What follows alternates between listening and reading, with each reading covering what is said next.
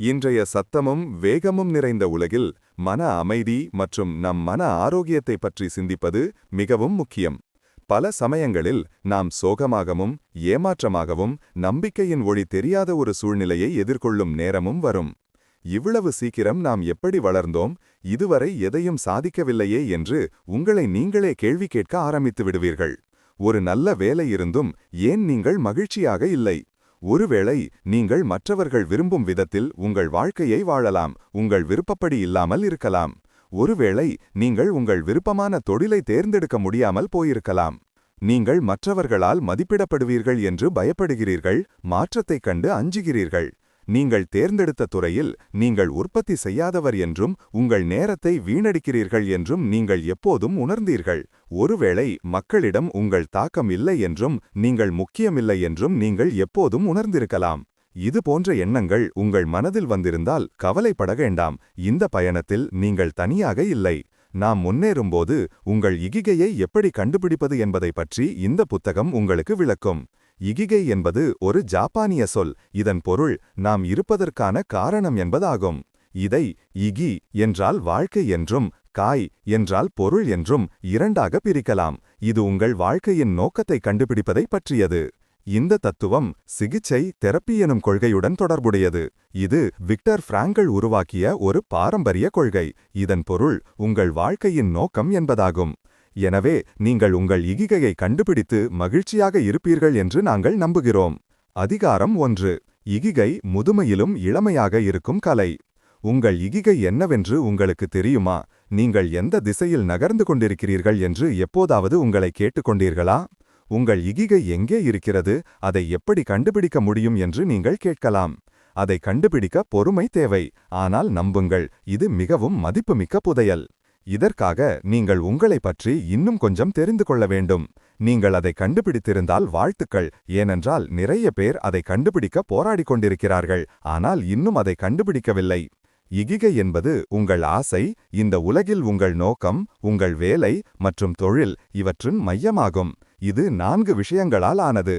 நீங்கள் விரும்புவது உங்கள் ஆர்வம், உலகிற்கு தேவைப்படுவது உங்கள் நோக்கம், நீங்கள் சிறந்தவர் உங்கள் வேலை, உங்களுக்கு பணம் கிடைப்பது உங்கள் வேலை தொழில். உங்கள் ஆர்வம் உங்கள் நோக்கத்துடன் கைகோர்த்து செல்ல வேண்டும். நீங்கள் விரும்புவதை நீங்கள் செய்ய வேண்டும், ஆனால் அதற்கு ஒரு நோக்கமும் இருக்க வேண்டும். உதாரணமாக, உங்களுக்கு புத்தகங்கள் எழுத பிடிக்கும் என்று வைத்துக்கொள்வோம். இதுதான் உங்கள் ஆர்வம். இதை மட்டுமே உங்களால் நன்றாக செய்ய முடியும் என்று நீங்கள் உணர்கிறீர்கள். உங்கள் வார்த்தைகளால் மக்களுக்கு ஊக்கமளிப்பதே உங்கள் நோக்கம் என்பதால் நீங்கள் எழுத ஆரம்பிக்கிறீர்கள். உங்கள் புத்திசாலித்தனம் மற்றும் திறமைக்காக உங்களுக்கு பணம் கிடைக்கிறது. இது உங்கள் தொழிலாக மாறுகிறது. இப்போது உங்கள் ஒவ்வொரு வார்த்தைக்கும் ஒரு மதிப்பு இருக்கிறது. இது ஒரே கல்லில் 2 மாங்காய் அடிப்பது போல ஆகும். நீங்கள் மிகவும் விரும்பும் வேலையை செய்ய உங்களுக்கு பணம் கிடைக்கிறது. இதன் காரணமாக நீங்கள் சீக்கிரம் ஓய்வு பெறுவதில்லை. நீங்கள் விரும்புவதை தொடர்ந்து செய்யுங்கள். இதுதான் உங்களை இளமையாக வைத்திருக்கும் ஒரே காரணம். நீங்கள் அந்த வேலையை விரும்புவதால் வேலை செய்கிறீர்கள் என்பதை நினைவில் கொள்ளுங்கள். நீங்கள் பணம் பெறுவதால் மட்டுமல்ல, அதிலிருந்து கிடைக்கும் மகிழ்ச்சி, திருப்தி மற்றும் மற்றவர்களின் வாழ்க்கையில் அது ஏற்படுத்தும் நேர்மறையான தாக்கம் ஆகியவற்றிற்காகவும். அதிகாரம் 2. முதுமையை தடுக்கும் ரகசியங்கள். இன்றைய காலகட்டத்தில் தொழில்நுட்பம் மிகவும் முன்னேறியுள்ளது. இது வயதாவதை தடுக்க எப்படி உதவுகிறது என்பதை அறிந்து கொள்ள உதவுகிறது. இதற்காக நாம் தொழில்நுட்பத்தை நம்பியிருக்க வேண்டும் என்று அர்த்தமல்ல, ஆனால் இது நம் மன அழுத்தத்தை குறைக்கிறது. இது நம் வாழ்க்கையை எளிதாகவும் வசதியாகவும் ஆக்குகிறது. தொழில்நுட்பம் நமக்கு அளித்துள்ள வசதி காரணமாக நாம் மன ரீதியாகவும் உடல் ரீதியாகவும் பயிற்சிகள் செய்ய வேண்டும். இரண்டும் சேர்ந்தே செய்யப்பட வேண்டும். உங்கள் மனம் ஆரோக்கியமாக இருக்கும்போது உங்கள் வயதாவதற்கான செயல்முறை குறைகிறது. விஷயங்களை நேர்மறையாக பார்க்க நாம் ஒரு நேர்மறையான மனப்பான்மையை கொண்டிருக்க வேண்டும். இது நம் உணர்ச்சிகளை சரியாக கையாள உதவுகிறது. உங்களை சுற்றியுள்ள விஷயங்களை பற்றிய எதிர்மறை உணர்வுகளிலிருந்து உங்களை பாதுகாத்துக் கொள்ள முடியும். கொலின்ஸ் ஹெமிங்வே மற்றும் ஷோலம் மோ நிட்ஸ் கூற்றுப்படி, புதிய தகவல்களையும் அதிக அறிவையும் பெறுவது, மக்களிடம் பேசுவது மற்றும் உங்களால் முடியாது என்று நீங்கள் நினைக்கும் விஷயங்களை செய்வது 20 வயதிலேயே மனச்சோர்விலிருந்து உங்களை தடுக்கிறது. மூளையில் உள்ள நம் நரம்பணுக்களின் வயது அதிகரிக்க தொடங்குகிறது. எனவே உங்கள் மனதை சுறுசுறுப்பாக வைத்திருக்க மனப்பயிற்சி மிகவும் முக்கியம். மேலும் தெரிந்து கொள்ள வேண்டும் என்ற உங்கள் ஆசையை ஒருபோதும் முடிவுக்கு வரவிடாதீர்கள். புதியதை கற்றுக்கொள்ள வேண்டும் என்ற ஆசையை எப்போதும் உயிரோடு வைத்திருங்கள். மன அழுத்தம் என்பது மக்கள் மிக விரைவாக வயதாக தொடங்குவதற்கு ஒரு பெரிய காரணமாகும். பெரும்பாலான உடல்நல பிரச்சனைகள் மன அழுத்தத்தால் ஏற்படுகின்றன. இது நம் செல்களின் அமைப்பையும் ஆரோக்கியமான செல்களையும் சேதப்படுத்த தொடங்குகிறது. இதனால் நாம் சீக்கிரம் வயதாகிறோம். உளவியல் பேராசிரியர் ஹார்வர்ட் எஸ். ஃப்ரெட்மேன் கூற்றுப்படி, ஒரு சிறு மன அழுத்தம் நமக்கு நல்லது. குறைந்த மன அழுத்த அளவை பராமரிக்கும் மக்கள் நிதானமான ஆரோக்கியமற்ற வாழ்க்கை முறையை வழிநடத்தி சீக்கிரம் ஓய்வு பெறுபவர்களை விட மிக அதிக காலம் வாழ்கின்றனர். உடல் செயல்பாடுகளை செய்யாமல் இருப்பது தசை மற்றும் சுவாச உடற்தகுதியை குறைக்கிறது. இருப்பினும் மன அழுத்தம் ஓரளவு பயனுள்ளதாக இருக்கும், ஏனெனில் இது எந்த ஒரு பிரச்சனையையும் சமாளிக்க நமக்கு சவால் விடுகிறது. ஆனால் எந்த ஒரு பிரச்சனைக்கும் நம் எதிர்வினையை சரியாக கையாள நாம் பயிற்சி செய்ய வேண்டும். இந்த உலகத்தின் சத்தத்தால் பதட்டமடைதல், குழப்பமடைதல், கவலையடைதல் மற்றும் எளிதில் மன அழுத்தத்திற்கு ஆளாகும் ஒரு நபராக மாறுவதிலிருந்து நாம் நம்மை பாதுகாத்துக் கொள்ள வேண்டும். மன அழுத்தம் உங்களுக்கு முன்னால் இருக்கும் சூழ்நிலையை பற்றிய உங்கள் மனப்பான்மையால் வருகிறது. விஷயங்களை நேர்மறையான கண்ணோட்டத்தில் பார்க்கும் மக்கள் தங்கள் உணர்ச்சிகளை சிறப்பாக கையாள முடியும். மன அழுத்தத்தை குறைக்க நாம் தியானம், சுவாச பயிற்சிகள், யோகா மற்றும் உடல் ஸ்கேன் செய்ய வேண்டும். அதிகாரம் 3. லோகோ தெரப்பியிலிருந்து இகிகன் வரை. லோகா தெரப்பி அல்லது உங்கள் வாழ்க்கையின் நோக்கம் சிக்மண்ட் ஃப்ராய்டின் உளவியல் பகுப்பாய்விலிருந்து சற்று வித்தியாசமானது. விக்டர் பிராங்கலின் லோகோ தெரப்பி நோயாளியை அவர்களின் வாழ்க்கையின் நோக்கம் அல்லது பொருளை கண்டுபிடிக்க ஊக்குவிக்கிறது. வாழ்க்கையில் நாம் பார்க்க விரும்பியதிலிருந்து நம்மை வேறாக பார்க்கும்போது சில நேரங்களில் நாம் ஏமாற்றமடைகிறோம். நாம் எதை விரும்புகிறோமோ அதை தேர்ந்தெடுப்பதற்கு பதிலாக சமூகம் நம்மிடமிருந்து எதை விரும்புகிறதோ அதை நாம் அடிக்கடி தேர்ந்தெடுக்கிறோம். எனவே நாம் என்னவாக ஆக விரும்புகிறோம் என்பது மிகவும் முக்கியம். பின்னர் அதை அடைய நாம் போராடவும் உறுதியாக நிற்கவும் வேண்டியிருக்கும். நாம் முழுமையாகவும் திருப்தியாகவும் உணரக்கூடிய வகையில் நம் நோக்கத்தை கண்டுபிடிக்க வாழ வேண்டும். மகிழ்ச்சியாக இருப்பது உங்கள் விருப்பம். ஹிட்லரின் தாக்குதல்களின் போது விக்டர் தனது குடும்ப உறுப்பினர்களில் சிலரை இழந்தார். அவர் நரம்பியல் மற்றும் மனநல மருத்துவத்தில் தனது பயிற்சியை தொடங்கிய ஒரு வருடத்திற்கு பிறகு இது நடந்தது. அவரது குடும்பத்தினர் கைது செய்யப்பட்டனர். அவரது தந்தை பட்டினியால் இறந்தார். அவரது தாயும் சகோதரரும் கொல்லப்பட்டனர். ஆஷ்விட்ஸில் இருந்த காலத்தில் அவர் எழுதிய புத்தகங்களும் ஆவணங்களும் பறிமுதல் செய்யப்பட்டு அழிக்கப்பட்டன. ஆனால் அவர் தனது மனைவியையும் குடும்பத்தினரையும் மீண்டும் பார்க்க வேண்டும் என்ற தனது ஆசையால் நம்பிக்கையை பிடித்துக் கொண்டார். டைபாய்டு காய்ச்சல் கூட அந்த புத்தகங்களை மீண்டும் எழுதுவதிலிருந்து அவரை தடுக்க முடியவில்லை. இது விக்டர் வாழ்வதற்கு எஞ்சியிருந்த ஒரே காரணம். இதன் காரணமாகவே அவர் நரகம் போன்ற கான்சென்ட்ரேஷன் கேம்பிலும் தப்பி பிழைப்பதில் வெற்றிகரமாக இருந்தார். விக்டர் எப்போதும் அதை ஒரு வித்தியாசமான கண்ணோட்டத்தில் பார்த்தார். அவர் இப்படி வாழ விரும்பவில்லை, ஆனால் அவர் அங்கே வாழ்வதற்கும் ஒரு நோக்கம் இருந்தது. ஒரு காலத்தில் ஒரு வட அமெரிக்க அரசியல்வாதி இருந்தார். அவர் தனது வேலையை வெறுத்தார். அவர் தனது நாட்டின் சர்வதேச கொள்கையை ஏற்கவில்லை, ஆனாலும் அதை செயல்படுத்த வேண்டியிருந்தது. அவரது மனநல மருத்துவர் அவர் தனது தந்தையுடனான சண்டையை மறந்து சமாதானம் செய்ய வேண்டும் என்று கூறினார். ஏனெனில் அவரது விரக்தி அவர்களின் மோசமான உறவினால் ஏற்பட்டதாகும். ஆனால் விக்டர் இந்த பிரச்சனைக்கு வேறு காரணத்தை அவரிடம் கூறினார். அவர் தனது வேலையை விரும்பாததால்தான் இந்த ஏமாற்றம் என்று விக்டர் அவரிடம் விளக்கினார். அவர்கள் தங்கள் ஆர்வமாகவும் நோக்கமாகவும் இருக்கும் ஒரு தொழிலை தேர்ந்தெடுக்க வேண்டும். இறுதியில் இது உண்மையாக மாறியது. பல வருடங்களுக்கு பிறகு அந்த அரசியல்வாதி விக்டரிடம் தான் அரசியலை விட்டுவிட்டு தான் விரும்பிய தொழிலை தேர்ந்தெடுத்ததாகவும் அதில் மிகவும் மகிழ்ச்சியாகவும் திருப்தியாகவும் இருப்பதாகவும் கூறினார். நாம் எல்லோரும் முன்னேற விரும்பும் ஒரு தனிப்பட்ட பாதை, யுனிக் பாத் நம் அனைவருக்கும் உள்ளது. அதற்காக போராட நமக்கு தைரியம் மட்டுமே தேவை. எனவே உங்கள் கனவை உங்கள் மனதில் கவனம் செலுத்தி ஒரு உண்மையாக மாற்றுங்கள். ஒரு காலத்தில் ஒரு பெண்மணி இருந்தாள். அவர் தனது 11 வயது மகனை இழந்தாள். இப்போது அவர் எப்போதும் தற்கொலை செய்து கொள்வதைப் பற்றி சிந்திக்கத் தொடங்கினார். அவருக்கு பிறப்பிலிருந்து பக்கவாதத்தால் பாதிக்கப்பட்ட மற்றொரு மகன் இருந்தான். அவர் எல்லா நம்பிக்கையையும் இழந்து தனது மகனையும் தன்னையும் கொல்ல பல முறை முயன்றார். அவ்வாறு செய்வது எளிதாக இருக்கும் என்றும் அதுவே அவர்களுக்கு சிறந்தது என்றும் அவர் நினைத்தார். ஆனால் அவரது மகன் தனது வாழ்க்கைக்கு நிச்சயமாக ஏதோ ஒரு நோக்கம் இருக்கிறது என்றும் இருவரும் இறந்தால் அதன் நோக்கம் முழுமையடையாமல் இருக்கும் என்றும் நம்பினான். விக்டர் அந்த பெண்ணை கடைசி நேரத்தில் தன்னை கற்பனை செய்து பார்க்கச் சொன்னார். நீங்கள் மிகவும் பணக்காரராக இருக்கிறீர்கள், ஆனால் குழந்தையில்லாமல் இருக்கிறீர்கள் என்று கூறினார். அப்போதுதான் தன் வாழ்க்கைக்கு அர்த்தமே இல்லை என்பதை அந்த பெண் உணர்ந்தாள். தன் வாழ்க்கை முழுவதும் அவள் தன் குழந்தைகளுக்காகவே எல்லாவற்றையும் செய்திருந்தாள். இப்போது அவள் தன் வாழ்க்கையின் அர்த்தத்தை கண்டுபிடித்திருந்தாள். அது அனைத்தையும் தியாகம் செய்த பிறகும் தன் மகனுக்கு ஒரு நல்ல வாழ்க்கையை கொடுப்பதுதான். அவள் தன்னை ஒரு வித்தியாசமான கண்ணோட்டத்தில் பார்க்க ஆரம்பித்தாள். முதல் முறையாக நிம்மதியாக உணர்ந்தாள். தான் ஒரு தோல்வியாளர் இல்லை என்பதை அவள் புரிந்து கொண்டாள். தனக்காக வாழக்கூடிய மற்றொரு மகன் இருப்பதால் அவள் தன் வாழ்க்கையை முடித்துக் கொள்ளக்கூடாது. சில சமயங்களில் நமக்கு ஏற்பு அல்லது தத்தெடுத்தல் தேவைப்படுகிறது. ஒரு காலத்தில் மிகவும் மனச்சோர்வடைந்த ஒரு மருத்துவர் இருந்தார். அவர் விக்டரை சந்திக்கச் சென்றார். அவர் தன் மனைவியின் மரணத்தின் துயரத்திலிருந்து மீள முடியவில்லை. விக்டர் அவரிடம் தான் முதலில் இறந்திருந்தால் என்ன நடந்திருக்கும் என்று கற்பனை செய்யச் சொன்னார். இந்த அதிர்ச்சியை தன் மனைவியால் தாங்க முடிந்திருக்குமா என்று அவர் நினைக்கிறாரா? அப்போதுதான் தன் மனைவி என்ன வலியை அனுபவித்திருக்கக்கூடும் என்பதை அந்த மருத்துவர் உணர்ந்தார். அவளால் இப்படி தன்னை கையாள முடியாமல் போயிருக்கலாம். இந்த உண்மையை அவர் ஏற்றுக்கொள்ள கற்றுக்கொண்டார். அவர் நினைத்ததை விட மருத்துவர் வலுவானவர் என்பதால் இந்த பிரபஞ்சம் இதை நடக்க அனுமதித்தது. மாற்றத்தை நம்மால் ஏற்றுக்கொள்ள முடியாததால் சில சமயங்களில் நாம் சோகமாகவும் மகிழ்ச்சியற்றவர்களாகவும் மாறுகிறோம். அதை தடுக்க முயற்சிப்போம். நாம் அங்கிருந்து வெளியே வர விரும்பாத ஒரு சௌகரியமான மண்டலத்தை அடைகிறோம். அடுத்த அடியை முன்னோக்கி வைக்க நாம் விரும்புவதில்லை.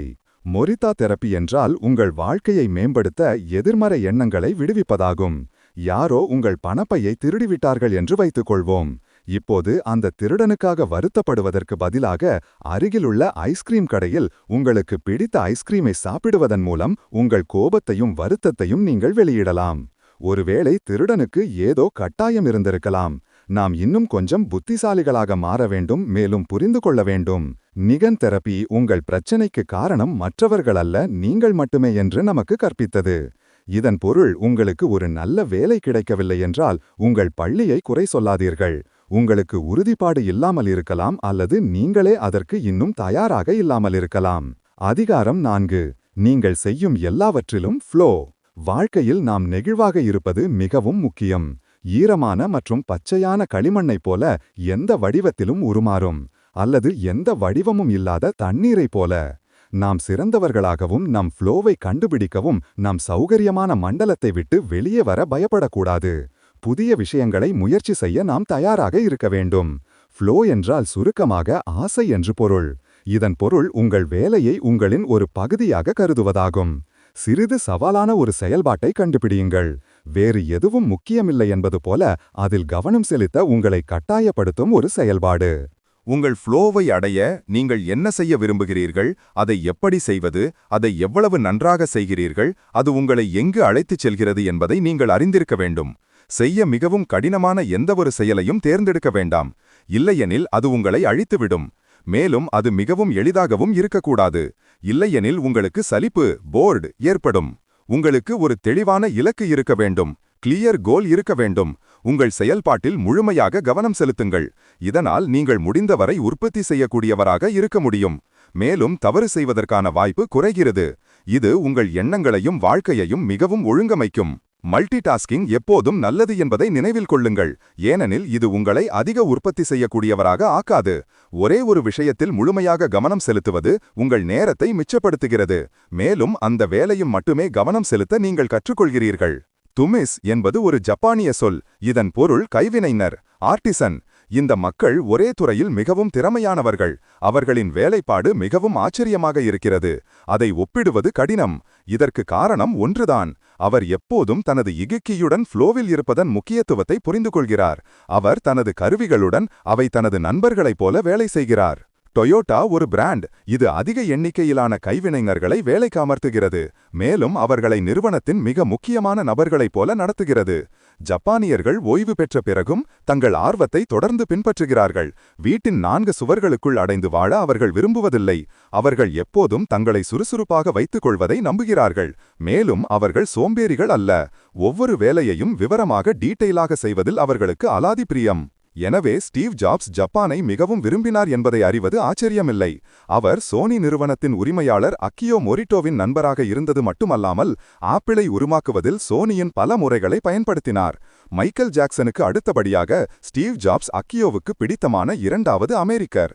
அவர்கள் ஒருவரையொருவர் மிகவும் விரும்பினர். சதால் அவர்கள் வணிக பங்காளிகளாக பிசினஸ் பார்ட்னர்ஸ் ஆனார்கள்.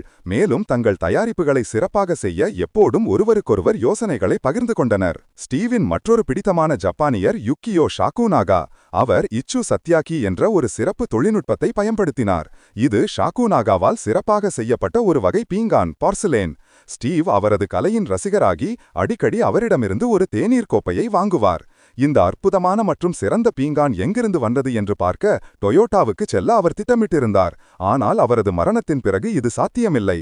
ஷாகுனாகா அவரது கடைசி ஆசையை நிறைவேற்றினார். அவர் 150 தேநீர் கோப்பைகளை உருவாக்கினார். அதற்காக அவர் கொக்குயோ அல்லது கருப்பு மண்ணை பயன்படுத்தினார்.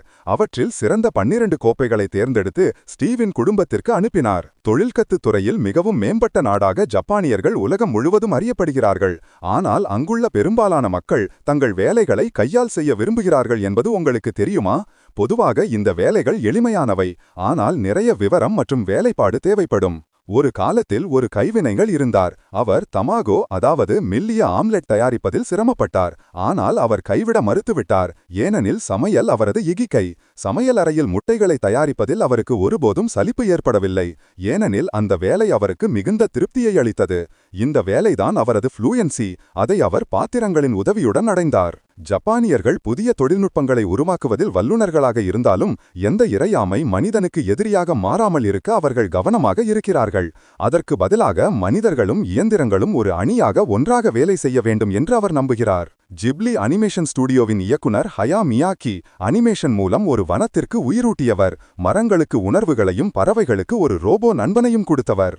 கணினி இவை அனைத்தையும் மிகவும் எளிதாக்கியிருந்தாலும் அவர் இன்னும் தனது குழுவினர் எல்லாவற்றையும் தங்கள் கைகளால் வரைய வேண்டும் என்று விரும்பினார். இதன் மூலம் அனிமேட்டர்கள் கணினியை பயன்படுத்துவதற்கு பதிலாக தங்கள் கைகளால் வரைவதன் மூலம் தங்கள் ஃப்ளோவை அடைய முடியும். ஸ்டூடியோ ஜிப்லி கிட்டத்தட்ட அனைத்து உற்பத்தி செயல்முறைகளிலும் பாரம்பரிய நுட்பங்களை பயன்படுத்தியது. மியாசகி ஓய்வு பெற்ற பிறகும் ஒவ்வொரு ஞாயிற்றுக்கிழமையும் தனது ஃப்ளோ மற்றும் இகிகையை அனுபவித்தார். வரைவதை அவர் நிறுத்தவில்லை. உங்கள் ஆசையை கைவிடுவது அவ்வளவு எளிதல்ல. நம் சொந்த இகிகையை கண்டுபிடிக்கும் வரை இகிகை எவ்வாறு செயல்படுகிறது என்பதை நாம் புரிந்து கொள்ளாமல் இருக்கலாம். ஆனால் நம் நோக்கத்தை கண்டுபிடிப்பது மற்றும் நாம் சாகும் வரை நாம் விரும்புவதை செய்வது என்பது மிகவும் சுவாரஸ்யமான கருத்து. அதிகாரம் 5. நீண்ட ஆயுளின் தலைவர்கள். உலகிலேயே நீண்ட காலம் வாழும் மக்கள் ஜப்பானில் வாழ்கிறார்கள். இதற்கு நீலமண்டலம் என்று பெயர். இந்த மக்கள் நீண்ட ஆயுள் வாழ சில மதிப்புமிக்க விஷயங்களையும் நமக்கு சொல்லியிருக்கிறார்கள், மேலும் நமக்கு ஊக்கமளிக்கிறார்கள். இந்த பட்டியலில் முதலாவது மிசா ஓகாவா. இவர் ஒரு ஜவுளி வணிகரின் மகள். 1898இல் பிறந்தவர். வரலாற்றின் பல முக்கிய நிகழ்வுகள் நடந்த அந்த காலகட்டத்தில் அவர் வாழ்ந்தார். சாப்பிடுங்கள், தூங்குங்கள், நீங்கள் நீண்ட காலம் வாழ்வீர்கள் என்று மிசா சொல்லுவார். அவர் 117 வயதில் இறந்தார். அடுத்ததாக பட்டியலில் இருப்பது ஈக்வடாரின் மரியா கப்போவா. அவர் 1889இல் பிறந்தார். 2006இல் நிமோனியாவால் இறந்தார். அவருக்கு லூயிஸ் அலகாரன் என்பவரை பிடித்திருந்தது, மேலும் அவரது மரியா பாடலுக்கு நடனமாடுவதை விரும்பினார். அவர் தன் வாழ்நாள் முழுவதும் இறைச்சியை சாப்பிட்டதில்லை. அடுத்தது ஜீன் கிளான். அவர் பிரான்சில் 1875இல் பிறந்தார். 1997இல் 122 வயதில் இறந்தார். ஜீனின் பெயர் வரலாற்றில் நீண்ட காலம் வாழ்ந்த நபராக பதிவு செய்யப்பட்டது. ஒருவேளை அவரது நகைச்சுவை உணர்வுதான் ரகசியமாக இருக்கலாம். இதன் காரணமாக அவர் நீண்ட காலம் வாழ்ந்தார், மேலும் ஒவ்வொரு சிறிய விஷயத்திலும் மகிழ்ச்சியை உணர்ந்தார். வால்டர் ப்ரூனிங் 1896இல் மினசோட்டாவில் பிறந்தார். நீங்கள் உங்கள் மனதையும் உடலையும் சுறுசுறுப்பாக வைத்திருந்தால் நீங்கள் மிக நீண்ட காலம் வாழ்வீர்கள் என்று அவர் கூறுவார். அவர் 114 வயதில் இறந்தார். இறப்பை பற்றி அவர் பயப்படவில்லை, ஏனென்றால் அவரை பொறுத்தவரை இறப்பது ஒரு மனிதனாக இருப்பதின் ஒரு முக்கியமான பகுதி. அது ஒரு நாள் கண்டிப்பாக வரும். அவர் அமெரிக்க வரலாற்றில் 2வது நீண்டகாலம் வாழ்ந்த நபர். இந்த பட்டியலில் கடைசி பெயர் அலெக்சாண்டர் இமேஜ். அவர் ஒரு வேதியியலாளர், விலங்கியல் நிபுணர், எழுத்தாளர் மற்றும் சோவியத் போலந்து போரின் பாராஷூட் வீரர். அவர் தன் வாழ்க்கையில் ஒருபோதும் மதுவை தொட்டதில்லை. இப்போது நாம் பேசப்போகும் நபர்களின் பெயர்கள் கின்னஸ் உலக சாதனைகள் புத்தகத்தில் சேர்க்கப்படவில்லை, ஆனாலும் அவர்கள் நம் வாழ்க்கையை நிறைவேற்றுவதற்கு நிச்சயமாக நமக்கு ஊக்கமளிக்கிறார்கள். முதலாவது கட்சுஷிகா ஹொகுசாய். இவர் 18 மற்றும் 19ஆம் நூற்றாண்டுகளுக்கு இடையில் வாழ்ந்த ஒரு ஜப்பானிய கலைஞர். அவர் மவுண்ட் ஃபுஜி மீது அலாதி பிரியம் கொண்ட ஒரு ஓவியர். ஒரு ஓவியத்தின் ஒவ்வொரு கோடும் வாழ்க்கையின் சின்னமாக இருக்க வேண்டும் என்று அவர் நம்பினார். அவர் தனது வேலையை தனது சொந்தமாக கருதினார். மேலும் ஒவ்வொரு ஓவியத்தின் கோட்டிலும் தனது வாழ்க்கையை போட்டார். எனவே அவரது வேலை உலகம் முழுவதும் அறியப்பட்டு பாராட்டப்படுவதில் ஆச்சரியமில்லை. இந்த பட்டியலில் இரண்டாவது ஒசாமு டெட்சுகா. அவர் மாடர்ன் ஜப்பானிய மங்காவின் தந்தை என்று அழைக்கப்படுகிறார். மங்கா என்பது ஜப்பானில் உருவாக்கப்பட்ட காமிக்ஸ் மற்றும் கிராஃபிக் நாவல்கள். அவரது கடைசி வார்த்தைகள் "தயவு செய்து என்னை வேலை செய்ய விடுங்கள்" என்பதாகும். இதில் மறைந்திருக்கும் செய்தி என்னவென்றால், நீங்கள் உங்கள் இகிகை மற்றும் ஃப்ளோவை கண்டுபிடிக்கும்போது உங்களை யாராலும் தடுக்க முடியாது. நீங்கள் நன்றாக செய்யும் ஒன்றை செய்தாலும் அதை மேலும் மேம்படுத்த ஒரு வழியை கண்டுபிடியுங்கள். உங்கள் குறைகளை ஈடு செய்ய புதிய விஷயங்களை கண்டுபிடித்து உருவாக்குங்கள். சுறுசுறுப்பாக இருங்கள். உங்கள் மனதை பயிற்றுவீங்கள். இதனால் அது நேர்மறை எண்ணங்களால் நிறைந்து நன்றாக சிந்திக்க முடியும். உங்கள் உடல் ஆரோக்கியமாக இருக்கும்படியும் நன்றாக உணரக்கூடியபடியும் செய்யுங்கள். அதிகாரம் 6. ஜப்பானின் நூற்றாண்டு கால மனிதர்களிலிருந்து கிடைத்த பாடங்கள். ஜப்பான் உலகின் அந்த நாடுகளில் ஒன்றாகும். அதன் பாரம்பரியமும் கலாச்சாரமும் மிகவும் செழிப்பானது. அவர்களின் உணவு முதல் அவர்களின் மத நம்பிக்கைகள் வரை ஜப்பானில் உள்ள அனைவரும் ஷின்டோ மதத்தை பின்பற்றுகிறார்கள். இந்த மதம் பல கடவுள்களையும் ஆவிகளையும் நம்புகிறது. ஷின்டோ எது சரி எது தவறு என்று சொல்வதில் கவனம் செலுத்துவதில்லை. அதற்கு பதிலாக ஒவ்வொரு மனிதனுக்கும் ஆன்மீக ஆற்றல் இருக்க வேண்டும் என்று அவர் வலியுறுத்தியுள்ளார். இந்த சடங்கின் மூலம் இயற்கைக்கு அதன் சொந்த ஆன்மா சோல் இருக்கிறது என்று அவர் நம்புகிறார். நீங்கள் அதை மதிக்க வேண்டும், மேலும் அதனுடன் நட்பு கொள்ள வேண்டும். அப்போதுதான் உங்களுக்கு நல்ல விஷயங்கள் மட்டுமே வரும். இது இயற்கையுடன் இணைக்க நமக்கு கற்பிக்கிறது. ஓகினாவாவில் இந்த சடங்குகளுக்கு பெண்களுக்கு ஒரு சிறப்பு இடம் உள்ளது. பெண்கள் ஆன்மீக ரீதியாக உயர்ந்தவர்கள் என்று கூறப்படுகிறது. உடா என்று பெயரிடப்பட்ட பெண்கள் சிறப்பாக தேர்ந்தெடுக்கப்பட்டவர்கள் என்றும் பாரம்பரிய சடங்குகள் மூலம் ஆவிகளுடன் பேச முடியும் என்றும் நம்பப்படுகிறது. ஓகிமியில் உள்ள பெரும்பாலான மக்களுக்கு தங்கள் சொந்த தோட்டங்கள் உள்ளன. ஓகிமி நீண்ட ஆயுளின் கிராமம் என்ற பெயரில் பிரபலமானது. ஏனென்றால் அங்கே 80 வயதுக்கு மேற்பட்ட மக்கள் தொகை அதிகமாக உள்ளது. இந்த வயதிலும் அவர் மிகவும் சுறுசுறுப்பாக ஆக்டிவ் இருக்கிறார். நாம் செய்வது போல சோஃபாவில் படுத்துக்கொண்டு டிவி பார்ப்பதில்லை. ஓகிமி மக்களின் நம்பிக்கைகளில் ஒன்று மோய். இதன் பொருள் சகோதரத்துவம். ஒருவருக்கொருவர் துணையாக நிற்பது, ஒருவருக்கொருவர் ஆதரவளிப்பது. இந்த மக்கள் ஆரவாரத்துடனும் கொண்டாட்டத்துடனும் பண்டிகைகளையும் கொண்டாடுவதை விரும்புகிறார்கள். அவர்கள் நடனமாடுவதையும் பாடுவதையும் கொண்டாடுவதையும் விரும்புகிறார்கள். வேலையை பற்றி அவர்கள் தொந்தரவு அடைவதில்லை அல்லது ஏமாற்றம் அடைவதில்லை. ஏனென்றால் அவர்கள் தங்கள் வேலையை அனுபவிக்கிறார்கள். அதை செய்ய நிறைய உற்சாகமும் ஆர்வமும் அவர்களுக்கு இருக்கிறது. அவர்களின் வேலைதான் அவர்களின் ஆசை. அவர்கள் நட்பாக இருப்பதையும் நல்ல உறவுகளை உருவாக்குவதையும் நம்புகிறார்கள். மோய் உறுப்பினர்கள் அதிகம் கவலைப்படுவதில்லை. எந்த வேலையையும் முடிக்க அவசரப்படுவதும் இல்லை. அவர்கள் மன அழுத்தத்திலிருந்து தங்களை விலக்கி வைக்கிறார்கள். ஒருவேளை அதனால்தான் அவர்கள் நீண்ட மற்றும் நல்ல வாழ்க்கை வாழ்கிறார்கள். அதிகாரம் 7. இகைகை உணவு முறை. ஜப்பானியர்கள் தங்கள் சமையல் திறன்களுக்காகவும் அறியப்படுகிறார்கள். அவர்களது கிண்ணம் ஏன் மிகவும் சிறியது என்று உங்களில் சிலர் ஆச்சரியப்படலாம், இல்லையா? இவ்வளவு சிறிய உணவில் அவர்கள் எப்படி நிரப்பப்படுகிறார்கள்? மனதை விடுங்கள், இது அவர்களின் வயிற்றை எப்படி நிரப்புகிறது. ஏனென்றால் அவர்களின் இலக்கு தங்கள் வயிற்றை அதிகமாக நிரப்புவதல்ல. இது ஹராஹாச்சி புவு அல்லது 80% விதி என்ற கருத்து. ஓகினாவா மக்கள் இதை ஏற்றுக்கொண்டனர். மேலும் அவர்கள் உணவுக்குப் பிறகு இனிப்புகள் சாப்பிடுவதில்லை. அவர்கள் தங்கள் உடலில் உள்ள கலோரிகளின் அளவை குறைவாக வைத்திருந்தனர். ஏனென்றால் இது நீண்ட ஆயுள் வாழ ஒரு ரகசியம் என்று அவர்கள் நம்பினர். ஓகினாவாவின் பண்ணைகள் டோஃபு, மீசோ, சூறை மீன், கேரட்ஸ், வெங்காயம், இனிப்பு உருளைக்கிழங்கு, மல்லிகை போன்ற இயற்கை ஆக்சிஜனேற்றிகள் நிறைந்தவை. ஆக்சிஜனேற்றிகள் நம்மை இளமையாக வைக்கவும் நோய்களிலிருந்து நம்மை பாதுகாக்கவும் உதவுகின்றன. அதனால்தான் ஓகினாவா மக்கள் தங்கள் வயதை விட இளமையாக தோற்றமடைந்தனர். மேலும் நோய்களிலிருந்து பாதுகாப்பாக இருந்தனர். அதிகாரம் 8. மென்மையான இயக்கங்கள், நீண்ட ஆயுள். நீண்ட ஆயுளின் ரகசியங்களில் ஒன்று உடல் தகுதி என்பது நம் அனைவருக்கும் தெரியும். இது உங்கள் உடலை மட்டுமல்ல, உங்கள் மனதையும் தளர்த்துகிறது.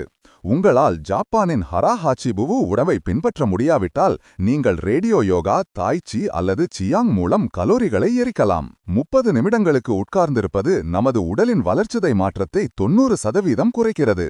வளர்ச்சிதை மாற்றம் என்பது நம் உடலில் உள்ள ஒரு செயல்முறையாகும்.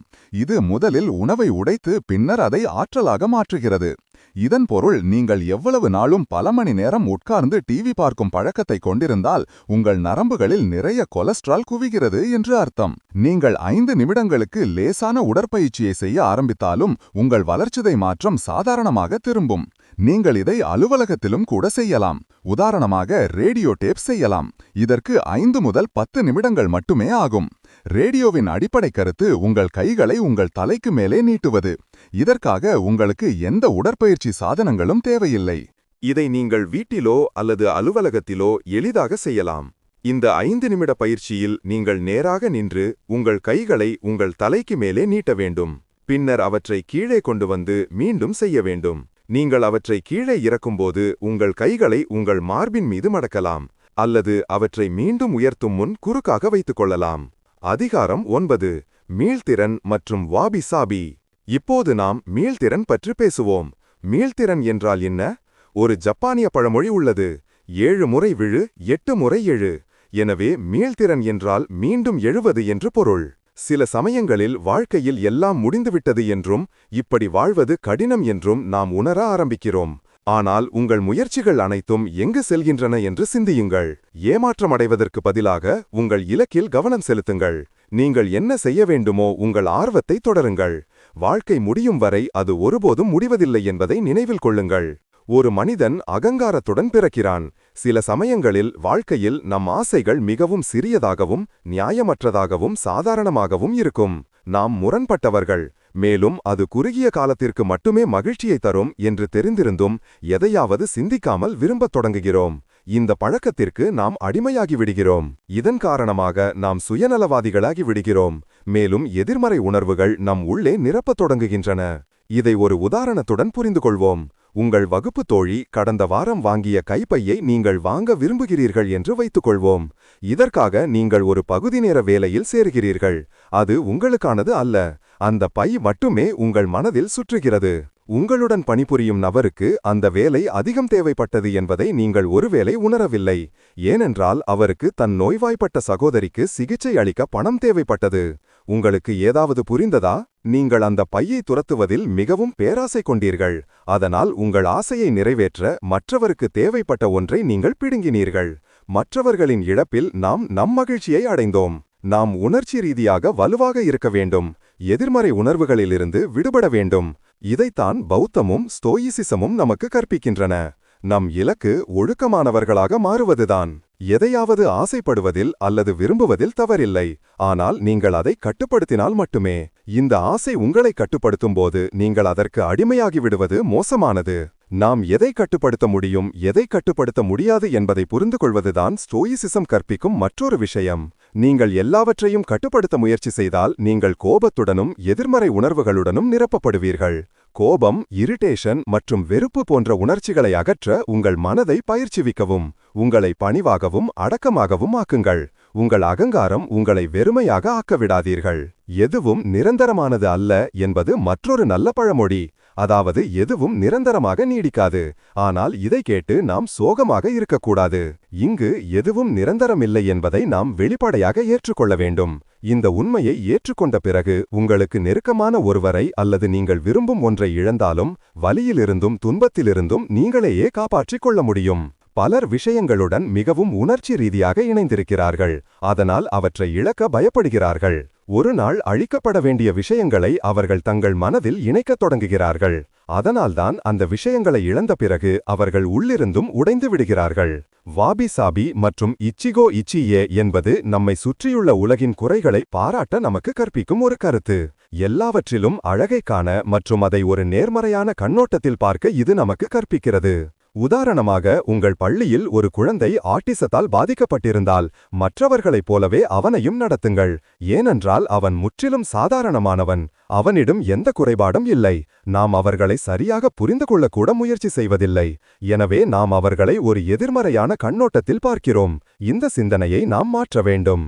ஆன்டி ஃப்ரெஜிலிட்டி என்றால் பலவீனமாக இல்லாதது மற்றும் எளிதில் உடையாதது என்று பொருள்.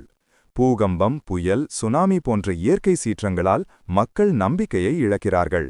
ஆனால் அதிலிருந்து தப்பிய பிறகு அவர்கள் அதைவிட வலுவாக ஸ்ட்ராங்கர் வெளியே வந்துள்ளார்கள் என்பதை உணர்கிறார்கள். மீண்டும் தொடங்குவது எவ்வளவு கடினமாக தோன்றினாலும் தொடர்ந்து வாழ வேண்டும் என்பதே ஆன்டி ஃப்ரெஜிலிட்டி. உதாரணமாக, ஒரு குத்துச்சண்டை வீரரைக் கண்டு எல்லோரும் பயப்படுகிறார்கள். ஏனெனில் அவரது உடலில் பல காயத்தடங்கள் உள்ளன. ஆனால் அந்த தடங்கள் வெற்றிகரமானவராக மாறுவதற்கு முன்பு பல குத்துக்களால் ஏற்பட்டவை. அவர் நிறைய போராடியிருக்கிறார். எண்ணற்ற வலியையும் துன்பத்தையும் தாங்கினார். ஆனால் அவர் கைவிடவில்லை. மீண்டும் மீண்டும் விழுந்தார். ஆனால் மீண்டும் எழுந்தார். முடிவுரை.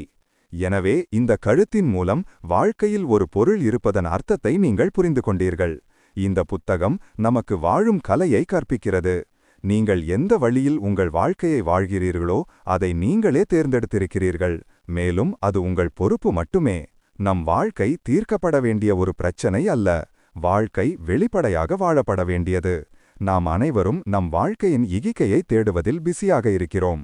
நீங்கள் கைவிடும் மற்றும் உங்கள் ஆசையை விட்டுவிடும் தருணம் உங்கள் உடலின் ஒரு பகுதியை உங்களிருந்து பிரிப்பது போன்றது. உங்கள் இகிக்கையை கண்டுபிடிக்க எவ்வளவு நேரம் செலவிட்டாலும் இந்த கண்டுபிடிப்பு பாதையில் இருக்கும்போது அந்த பயணத்தை அனுபவிக்கவும். நீங்கள் நல்ல உணவு சாப்பிடுவது மற்றும் நல்லவர்களுடன் உங்களை சுற்றி இருப்பது மிகவும் முக்கியம். நேர்மறையானவர்கள் மட்டுமே நீங்கள் வளர உதவுவார்கள். மேலும் உங்கள் ஃப்ளோவிலிருந்து நீங்கள் திசை திரும்புவதை தடுப்பார்கள். எப்போதும் உங்கள் முகத்தில் ஒரு சிரிப்பை வைத்திருங்கள். மேலும் நேர்மறையாக இருங்கள். அப்போதபோது உங்களுக்கு நீங்களே இடைவேளைகள் கொடுங்கள். உங்கள் இலக்கு உங்கள் இகிகையை கண்டுபிடிப்பது என்பதை நினைவில் கொள்ளுங்கள். நீங்கள் முதல் முயற்சியில் தோல்வியடைந்தால் அது ஒரு பொருட்டல்ல. அதற்காக உங்களை தண்டிக்காதீர்கள். கொஞ்சம் ஓய்வெடுக்க கற்றுக்கொள்ளுங்கள். உங்களை நீங்களே இன்னும் அதிகமாக நேசிக்க கற்றுக்கொள்ளுங்கள். மேலும் உங்களை நன்றாக நடத்துங்கள். நான் ஒருவன் இல்லை என்று உங்களுக்கு நீங்களே சொல்லுங்கள். நம் அனைவருக்கும் வெவ்வேறு இகிகை உள்ளது. ஆனால் பொதுவான ஒரு விஷயம் என்னவென்றால் அது நம் அனைவருக்கும் ஆழமாக உள்ளே மறைந்திருக்கிறது. அதை நாம் பொறுமையுடன் கண்டுபிடிக்க வேண்டும். ஒவ்வொரு நபருக்கும் தங்கள் வாழ்க்கைக்கு அர்த்தம் கொடுக்கும் ஆர்வம் மற்றும் தனித்துவமான திறமை உள்ளது. விக்டர் பிராங்கில் நம் இகிகையை கண்டுபிடிப்பது நம் நோக்கம் என்று நம்புகிறார். நீங்கள் பெற்ற எல்லாவற்றிற்கும் மற்றும் உங்கள் பயணத்தில் நீங்கள் சந்தித்த மக்களுக்கும் நன்றியுடன் இருக்க கற்றுக்கொள்ளுங்கள். இவை அனைத்தும் ஒரு ஆசீர்வாதத்தை விட குறைவானது அல்ல என்பதை மனதில் கொள்ளுங்கள். உங்கள் இகிகை உங்கள் அன்பு மற்றும் ஆர்வத்தின் ஒவ்வொரு தருணத்தையும் ஒரு புதையலாக நீங்கள் நேசிப்பீர்கள். மேலும் அதன் ஒவ்வொரு தருணத்தையும் அனுபவிப்பீர்கள் என்று நான் நம்புகிறேன். என்ன நடந்தாலும் கைவிடாதீர்கள்.